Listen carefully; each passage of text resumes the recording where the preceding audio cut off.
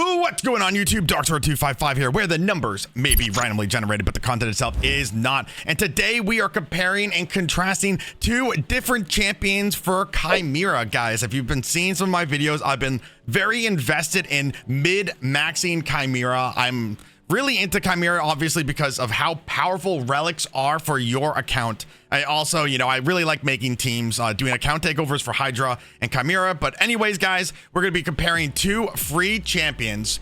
But, and like I said, there's some caveats, but they do take a little bit of getting. So let's go ahead, guys, and jump right into the video. To become part of my team, click the link in the description right now to get Elenaril for free, as well as 3 more amazing epic champions as you level up. Here's how you do it. Log out of Plarium Play on your PC and uninstall it. Click the link in the description, register with a brand new email, launch raid, and complete the tutorial. Go to your inbox and claim your first champion. Don't miss out on this chance to get a free Elenaril along with 3 epics as you progress through raid. Click on my link right now and let's get started. Alrighty, guys, so we are going to be jumping into the first champion today, and that is, of course, Lydia. You get Lydia by completing all of Faction Wars, by getting all the keys and all the all the stars in Faction Wars, and she is at the very end. She is an amazing champion. Let's go ahead, guys, go through her kit and how she is good in Chimera, and then after that I'll explain why I have her built the way that I do, the mastery, so on and so forth. So let's go ahead, guys, and jump right into her kit. Her A1 attacks one enemy, has a 75% chance of placing a fear debuff for 1 turn, has a 75% chance of increasing the duration of any poison sensitivity debuff for 1 turn. Now, obviously, when this is fully booked, this will always land the fear. This is very important for the ram form. I always say head. I'm so used to saying head. The ram trial, because if we can put fear down on that head, then we can hit it without doing damage to ourselves. And this is her A1 ability. So very important that she's able to put that fear down. Her A2 attacks all enemies, has a 75% chance of placing a 60% decreased defense debuff and a 25% weaken debuff for 2 turns. And then she puts strength in and increased speed for 2 turns. Mahan booked obviously to a 100%. This is very important. The decreased defense makes you hit harder as well, of course. And also the weaken makes you hit harder. So putting those 2 debuffs down constantly on the boss, you're able with Titus to just smack that much harder. Additionally, guys, the more buffs that we could be getting on our entire team, the greater the shield growth is. So her being able to put down some buffs is very important. Moving on to her A3, attacks one enemy 2 times. The first hit has a 75% chance of placing a 25% poison sensitivity for 2 turns. The second hit has a 75% chance of placing a block debuffs and a block active skill. When booked, goes up to 100%. This is very important when the Viper head, putting those block active skills down on the Viper so I can't do its abilities. Yes, Titus also does it, but having a backup to immediately drop that is very, very important, so your team just isn't getting stripped. Your team isn't getting hit with the abilities that the Viper can do, as well as throughout some of the other trials, putting that block buffs down, especially like, for example, on the ultimate head that gives a speed, it can speed boost itself. Blocking that is important, so the Chimera is not getting an increased speed. Now, you guys want to try your best to go with Nature's Bounty. I have a 6-star on Lydia. I spent an unbelievable amount of resources. Honestly, there was a tournament a couple months ago to get this, and it cost me an arm and a leg. It was a vicious battle to get this 6-star. And honestly, at times I regret getting this 6-star, but I got it anyways. So what does Nature's Bounty do? Basically, what Nature's Bounty does is it gives a percentage chance of making a weaker debuff into a stronger debuff. And what we mainly care about with all of this is we are turning a weak fear, so the weak fear is down here, to a true fear, which is the stronger form of fear. If we are able to put a true fear down on the boss, the ram trial will not reflect damage back at you. So that's why we want to be taking Nature's Bounty. Obviously, depending on you have to have a blessing at all to have this, but depending on obviously how high your blessings are as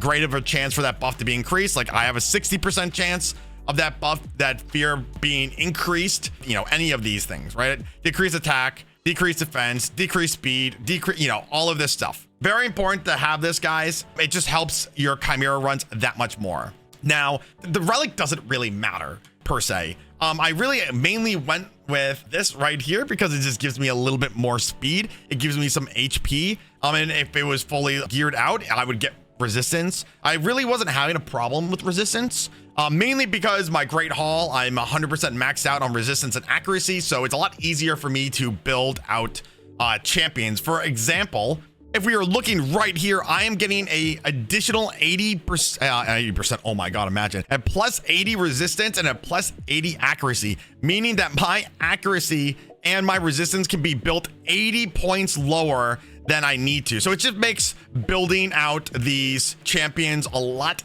easier. So it's not that hard for me to have these crazy high resistance numbers, especially since these champions are hitting brutal and they are hitting nightmare, and you really need those high resistances for nightmare. Now, she has about 300 speed, guys, 460 accuracy, the 500 resistance, which is way overkill for brutal, which is where we're doing this test today, guys.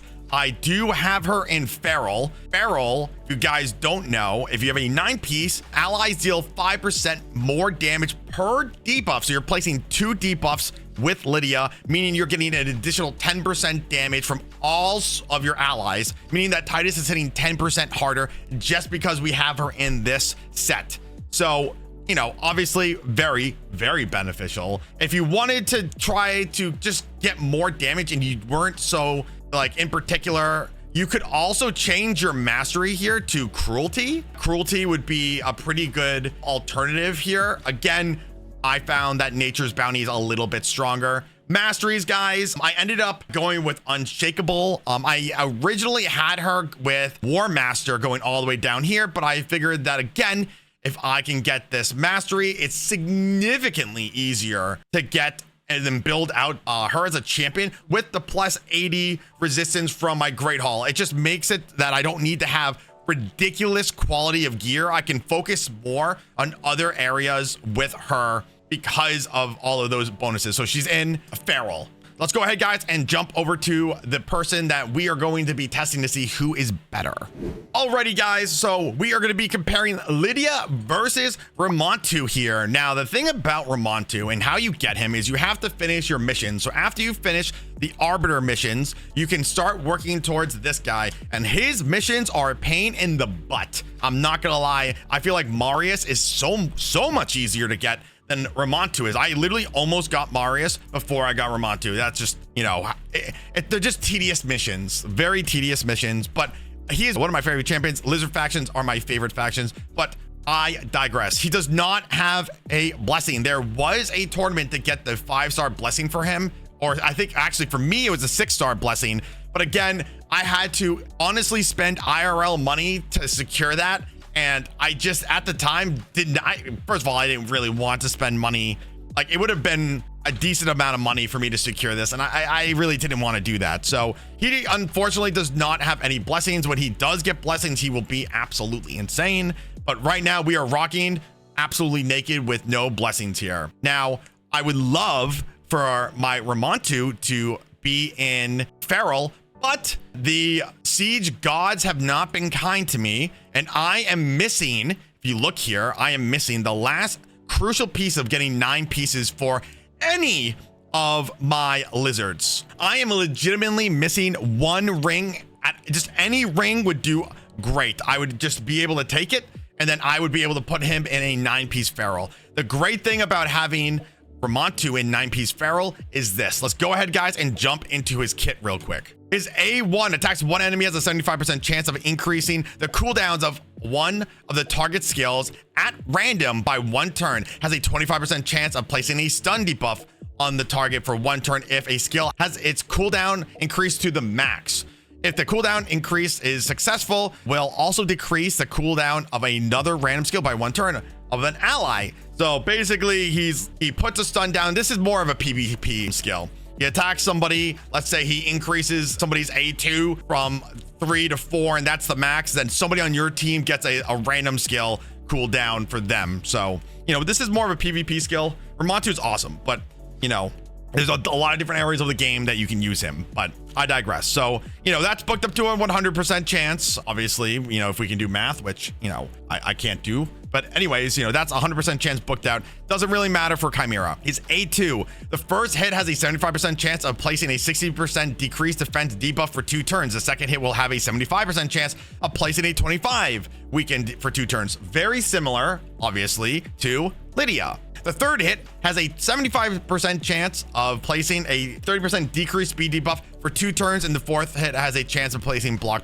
bust for 2 turns. So the difference between Lydia and Ramantu is dumping all of these stats with 1 move versus Lydia, who is doing it in 2 moves. So instead of Lydia dropping her A2 and dropping all this, like Lydia's A2 drops the decreased defense and also the weekend, and then her A3 puts down the block buffs. It's 2 moves for Lydia. You're able to be putting down way more debuffs on the target. That means that if we were, you know, if I had him in the 9-piece Feral, we would be putting down 20% increased allied damage with 1 move. And the reason I say 20 and not 25 is because the True Fear obviously doesn't land on any of the other trials other than the Ram. Now, I'll bring why that's important later on.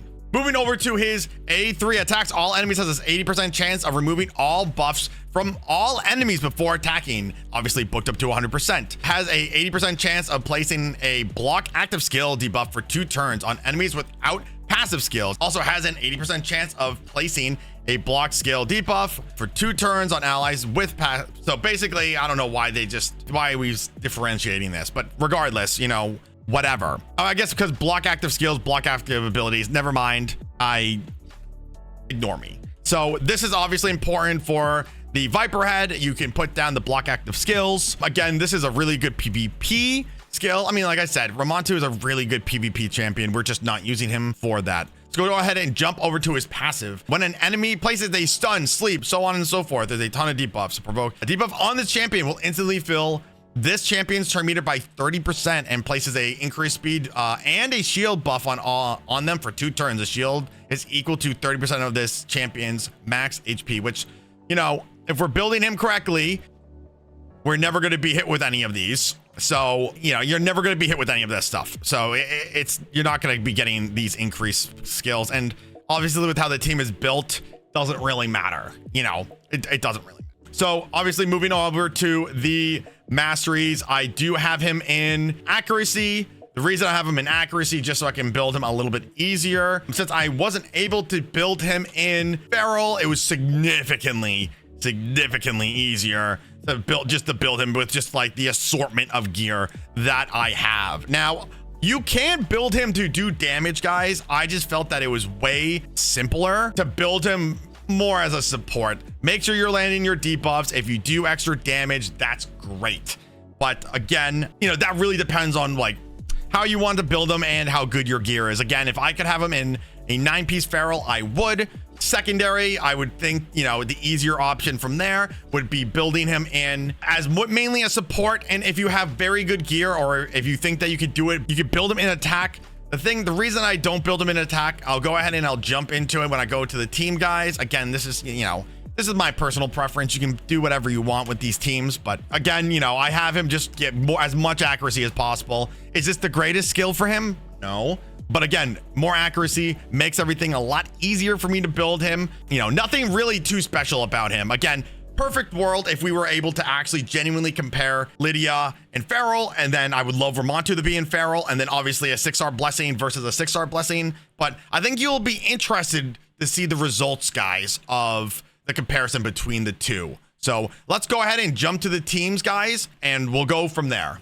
Alrighty, guys, I'm going to do a very quick overview of the champions here. We have Wixwell as the lead, Titus, obviously Donnie for the reset. So we have Buff Extender, reset champion, Lady Mikage, Buff Extender, Ramantu. You know, we know the Titus team already. It's nothing too crazy. Now, if we notice here, do you see that Ramantu is the least crit damage, meaning that the ram head targets Ramantu. Now, this is what is important, guys, to differentiate between Lydia and Ramantu. Ramantu on the ram head will not be able to do any of his other abilities with just how the ram head is. Basically taunts that champion, and that champion can only do their A1 ability, meaning that even if I wanted to, I would never be able to put this down with how I have this team set up. That's an important call out, guys, right? It's important because with Lydia, the same thing's going to happen. Lydia has the least amount of crit damage, so the ram head will forces her to attack with her A1. But the difference is with Lydia, her A1 puts the fear down, and her A1 with Bountiful Nature puts the true fear down.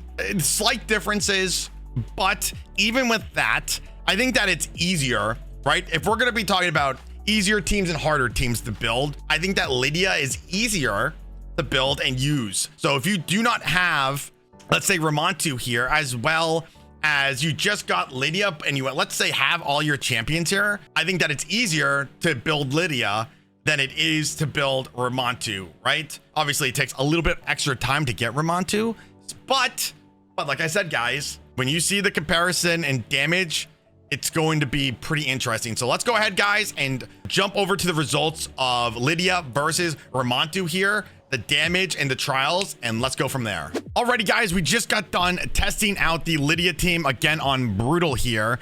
We did 642 million damage here, and we were able to complete 5 trials, so about the standard. Titus did 631 million damage, so big damage on Titus. Let's go ahead, guys, and test out Ramantu.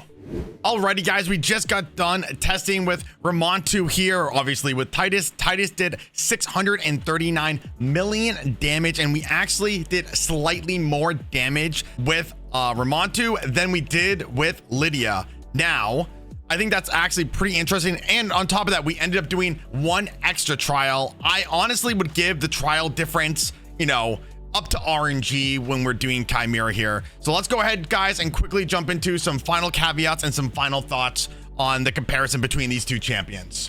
Alrighty, guys, did you expect to have Lydia do less damage than Ramantu did? I really truly do think that the difference between the two damages is Ramantu just happened to do a little bit more damage, but I think that's super impressive that Ramantu was still able to do more damage. A little bit of that could be, you know, down to RNG, the different runs having different things happen, different damages, different timings for things. They're very relatively similar in speed, but you know, I do think that if Ramantu had the 9-piece feral, he would be doing an unbelievable amount of extra damage. And I think because of that, Ramantu is still in the lead here. Now, I do like the ability that Lydia is putting down the fear debuff, but how I have the team set up here, guys, you know, with Titus, it's actually not really, it doesn't really benefit. What I would like to maybe do, guys, is do a test of a more traditional style of Chimera, which is more of like the original very budget team that I made originally with Chimera. I might do a test between using those two different teams and testing out if there actually is a difference. But for Titus, guys, I think that if you can have and if you can get Ramantu, it is 100% worth using him over Lydia. But again, guys, tell me what your thoughts are. I hope you found this video insightful. If you have not subscribed to the channel, make sure to subscribe to the channel. We are trying to get YouTube partnered right now. We are getting very, very close. Drop your comments down below if you are, again, like I said, shocked that Ramantu beat Lydia, and I will see everybody in the next video.